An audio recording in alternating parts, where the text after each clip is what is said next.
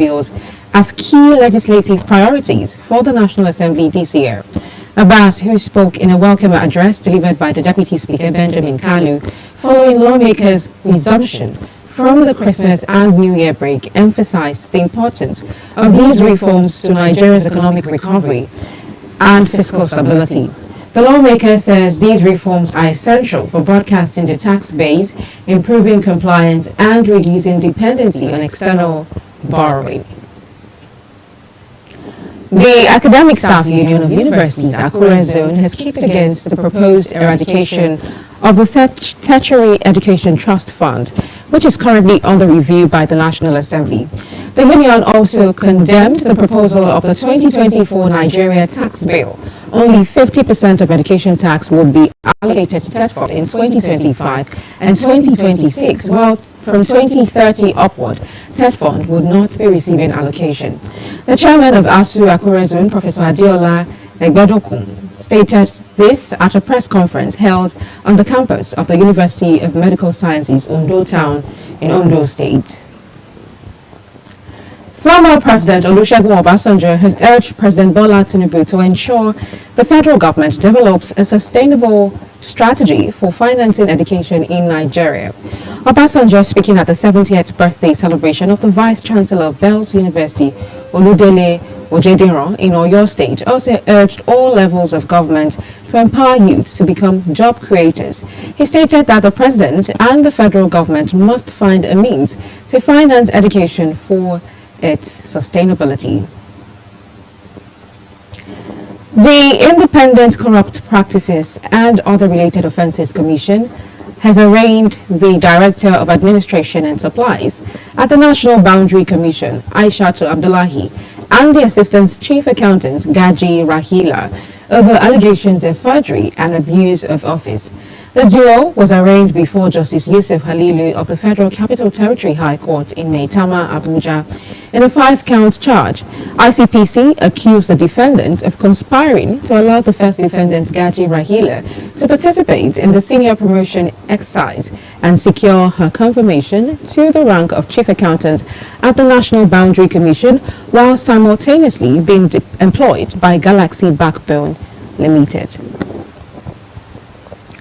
Chief of Defense Staff General Christopher Musa has said that the military expects a bountiful harvest in the upcoming budget defense before the National Assembly for 2025 to defeat insecurity. He stated this at the regimental dinner night in honor of the Armed Forces Day celebration 2025. General Musa, while thanking the President and members of the National Assembly for their support, says the military look forward to a bountiful harvest.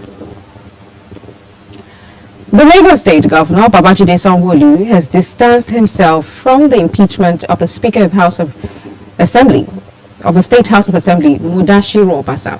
Sanwo-Olu's special advisor on media and publicity, Boyega Akoshile, described Obasa's impeachment as strict legislative affair devoid of politics or the state government's influence and interference. Akoshile cited separation of powers in the Constitution, the executive, legislative, and the judiciary. Also in the news, the former Senate Deputy President and APC flag bearer in the 2023 governorship election in Delta State, Ovie Omoagege, has debunked reports that he plans to leave the party. This was made known in a statement by his spokesman, Sonny Are, stating that the story is a product of allegation journalism with no iota of truth, adding that it was a barefaced hatchet job. This is coming after a publication had alleged that Senator Ovie Omoagege, Deputy President of the Senate in the 9th session, is scheming to abandon the All Progressives Congress APC to team up with the former Kaduna State Governor Nasir El-Rufai to float a phantom new political party. You're watching the live broadcast of the Midday News on Global Television, coming to you from the nation's capital, Abuja. When Midday News returns, National Communications Commission orders telcos to disconnect 9 banks January 27th. We'll bring you details of this as well as foreign and sports stories right after this break. Please stay with us.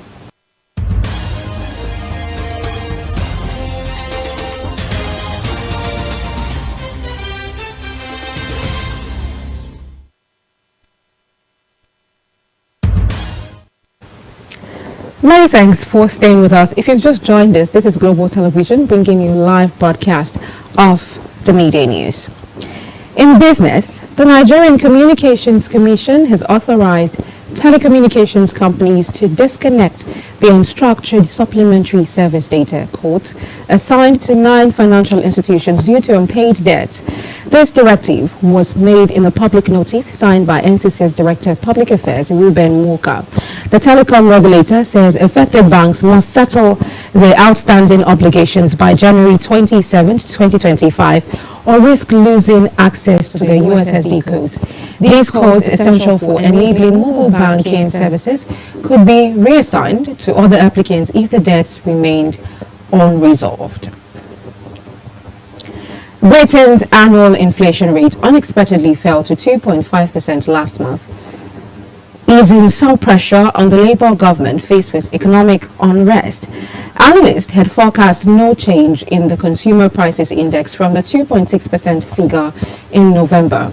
The latest reading from the Office for National Statistics comes one day after Finance Minister Rachel Reeves was forced to defend the government's handling of the economy following a recent sharp run-up in state borrowing costs and a hefty drop in the pound. The Secretary General of the Organization of the Petroleum Exporting Countries, OPEC, Haytham Al-Ghais, has called for a re-evaluation of the concept of energy transition, warning that the journey towards transformation in the energy sector could pose major challenges to energy security, availability, and emissions reduction efforts. In an article published by OPEC, Al-Ghais argued that recent years have highlighted the risk of ambitious and unrealistic net zero agendas. It has led to populations pushing back on these proposals as they comprehend the implications of them on their energy supply in their pockets. Al-Ghais underscored OPEC's view of renewable energy as a cornerstone of the future energy mix, highlighting significant investments by member countries to enhance their renewable energy capacities. The Nigerian Customs Service has announced that it collected a total sum of 6.105 trillion naira as revenue for the year 2024. It says the amount represents an increase of 90.4% from 3.2 trillion naira recorded in 2023, highlighting a notable growth in the service's revenue generation efforts over the past year.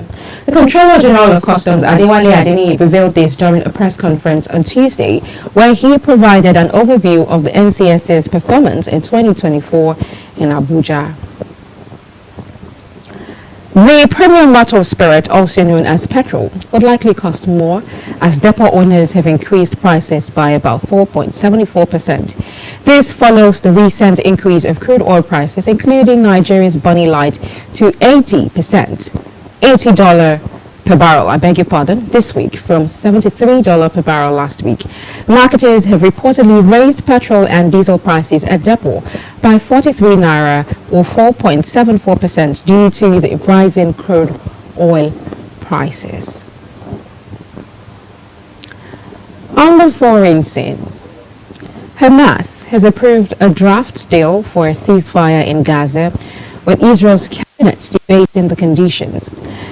A truce, if agreed, will put an end to over a year of war in the Gaza Strip.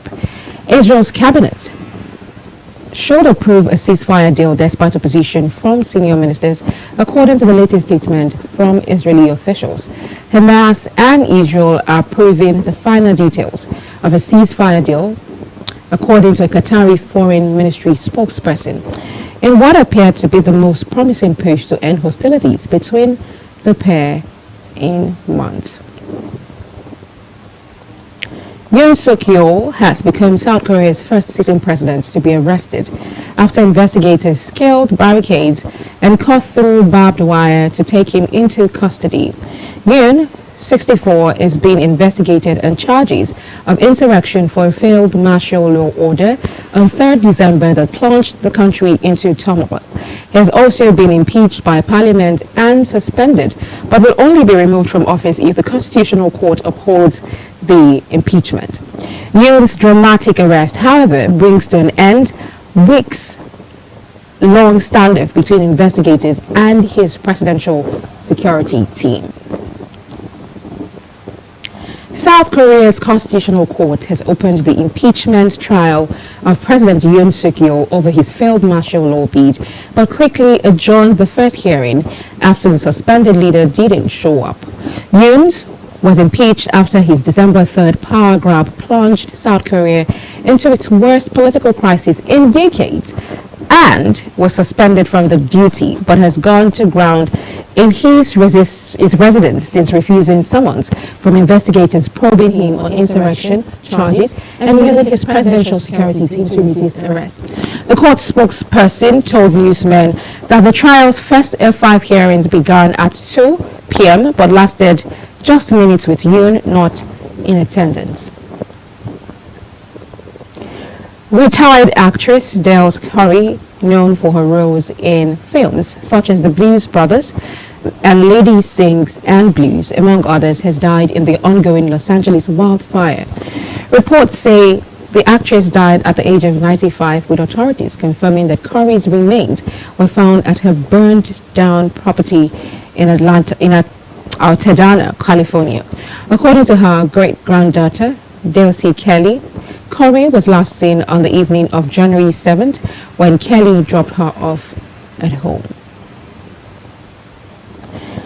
In sports, in partnership with the Defense Headquarters, the Nigeria Golf Federation organized a special golf tournament in Abuja to commemorate Armed Forces Remembrance Day. Held annually to honor Nigerian